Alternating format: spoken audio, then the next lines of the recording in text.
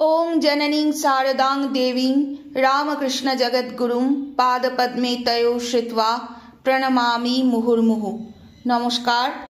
শ্রী শ্রী মায়ের কথা গ্রন্থ পাঠে আপনাদের স্বাগত জানাই। ধারাবাহিক পাঠের আজ ৩১তম পর্ব। আমরা শ্রীমতী সরোজবালা দেবীর স্মৃতিকথা পাঠে ছিলাম। পৃষ্ঠা সংখ্যা ৭১। একটি গেরুয়া বসনধারিণী মেয়ে মাকে পূজা করে ২টি টাকা পদতলে রাখতে মা বললেন, ও কি, তুমি আবার কেন গো? গেরুয়া নিয়েছ, হাতে রুদ্রাক্ষের মালা। মা মেয়েটিকে জিজ্ঞাসা করলেন, কোথায় দীক্ষিতা হয়েছ? মেয়েটি বললে, দীক্ষা হয়নি। মা বললেন, দীক্ষা না নিয়ে কোনো বস্তু লাভ না করে এই বেশ ধরেছ? এ তো ভালো করনি। বেশটি যে বড়। আমারই যে জোড়হাত হয়ে প্রণাম আসছিল, ও করতে নেই। আগে বস্তু লাভ হোক, সকলে যে পায়ে মাথা দিতে আসবে তা নেবার শক্তি লাভ হওয়া চাই। মেয়েটি বললে, আপনারই কাছে দীক্ষা নেবার ইচ্ছা করেছি। মা বললেন, সে কি করে হবে? তবুও সেই মেয়েটি মিনতি করতে লাগল। গোলাপ মাও একটু সহায় হলেন। মা অনেকটা সদয় হয়ে এসেছেন দেখলুম। মা বললেন, দেখা যাবে পরে। গৌরীমা তার আশ্রমের মেয়েদের নিয়ে এসেছেন। সকলেই পূজা করে প্রসাদ নিয়ে বিদায় নিলেন। ঠাকুর পূজা শেষ করে বিলাস মহারাজ এসে চুপি চুপি মাকে বলছেন, আজ ঠাকুর ভোগ নিলেন কি না কি জানি মা। একটা প্রসাদী শালপাতা উড়ে এসে নৈবেদ্যের উপর পড়ল। এরূপ কেন হলো? অনেকেই বাড়ি হতে সব এনেছে, কি হলো কি জানি। মা বললেন, গঙ্গা জল ছিটিয়ে দিয়েছ তো? তা তো দিয়েছি, বলে তিনি চলে গেলেন। শুনে মনটা বড় খুঁতখুঁত করতে লাগলো। মহাষ্টমী, মায়ের শ্রীচরণ পূজা সমভাবেই চলতে লাগলো। স্তূপাকারের ফুল বেলপাতা বারান্দায় রেখে আসতে না আসতেই আবার তত ফুল পাতা শ্রীচরণ তলে জমে উঠতে লাগলো। ক্রমে মধ্যাহ্ন ভোগের সময় হলো। এমন সময়ে দূর দেশ হতে ৩টি পুরুষ ও ৩ জন স্ত্রীলোক মায়ের দর্শনার্থে এলেন। বড়ই দরিদ্র, এক বস্ত্রে ভিক্ষা করে টাকা সংগ্রহ করে পথ খরচ চালিয়ে এসেছেন। তাদের মধ্যে একজন পুরুষ ভক্ত মায়ের সঙ্গে গোপনে অনেক কথা বলতে লাগলেন। কথা আর ফুরায় না। শ্রী শ্রী ঠাকুরের মধ্যাহ্ন ভোগের বেলা বয়ে যাচ্ছে দেখে, কারণ মা ভোগ দেবেন। মায়ের ভক্ত ছেলেরা বিরক্ত হয়ে উঠতে লাগলেন। একজন স্পষ্টই বললেন, আর যা বলবার থাকে নিচে মহারাজদের কারো কাছে গিয়ে বলুন না। মা কিন্তু একটু দৃঢ়ভাবেই বললেন, তা এখন বেলা হলে কি হবে, ওদের কথাটি তো শুনতে হবে। এই বলে বেশ ধৈর্যের সহিত তার কথা শুনতে লাগলেন। পরে ধীরে ধীরে কি আদেশ করলেন, তার স্ত্রীকেও ডেকে নিলেন।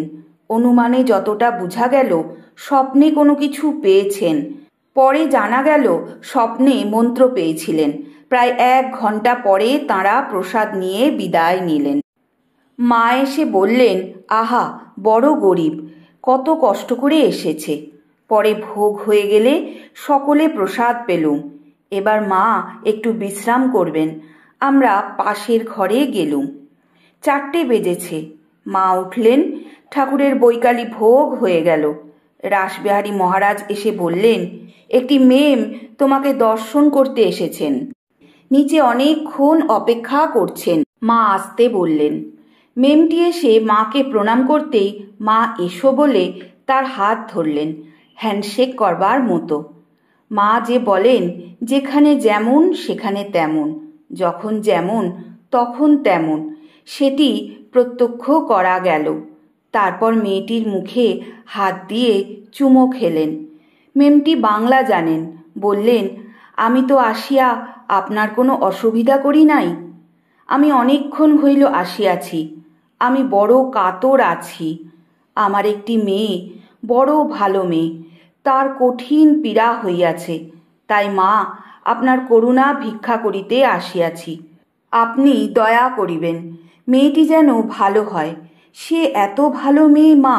ভালো বলিতেছি কেন, আমাদের মধ্যে স্ত্রীলোক ভালো বড় একটা নাই, অনেকেই বড় বদমাস দুষ্ট, এ আমি সত্য বলিতেছি। এ মেয়েটি সেরূপ নহে, আপনি কৃপা করিবেন। মা বললেন, আমি প্রার্থনা করব তোমার মেয়ের জন্যে, ভালো হবে। মেমটি এ কথায় খুব আশ্বস্ত হলেন, বললেন, তবে আর ভাবনা নাই। আপনি যখন বলিতেছেন ভালো হইবে, তখন ভালো হইবেই, নিশ্চয় নিশ্চয় নিশ্চয়। কথায় খুব জোর ও বিশ্বাস প্রকাশ পেল। মা সদয় হয়ে গোলাপ মাকে বললেন, ঠাকুরের ফুল একটি একে দাও, একটি পদ্ম আনো। বিল্বপত্রের সঙ্গে একটি পদ্ম এনে গোলাপ মা মায়ের হাতে দিলে মা ফুলটি হাতে করে চোখ বুজে একটু রইলেন। পরে ঠাকুরের পানে এক দৃষ্টে চেয়ে ফুলটি মেমটির হাতে দিয়ে বললেন, তোমার মেয়ের মাথায় বুলিয়ে দেবে।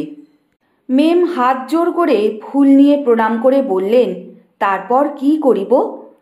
গোলাপ মা বললেন, কি আর করবে, শুকিয়ে গেলে গঙ্গায় ফেলে দেবে। মেমটি বললেন, না না, এ ভগবানের জিনিস, ফেলিয়া দিব? একটি নূতন কাপড়ের থলে করিয়া রাখিয়া দিব, সেই থলেটি মেয়ের মাথায় গায়ে রোজ বুলাইয়া দিব। মা বললেন, হ্যাঁ তাই করো। মেম, ঈশ্বর সত্য বস্তু, তিনি আছেন। আপনাকে একটি কথা বলিতে চাই। কিছুদিন পূর্বে আমার একটি শিশুর খুব জ্বর হয়।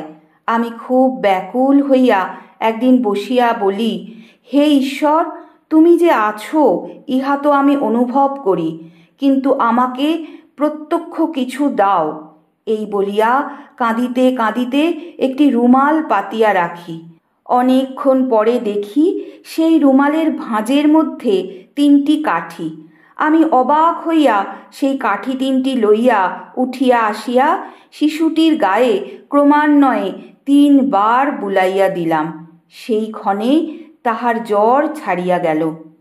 ইহা বলতেই টস টস করে মেমটির চোখ দিয়ে জল পড়তে লাগলো। তারপর বললেন, আপনার অনেক সময় নষ্ট করিলাম, আমায় মাফ করিবেন। মা বললেন, না না, তোমার সঙ্গে কথা কয়ে আমি ভারী খুশি। তুমি একদিন মঙ্গলবারে এসো। মেমটি প্রণাম করে বিদায় নিলেন। যোগিন মার পিঠে ফোড়া হয়েছে, অস্ত্র হয়েছে।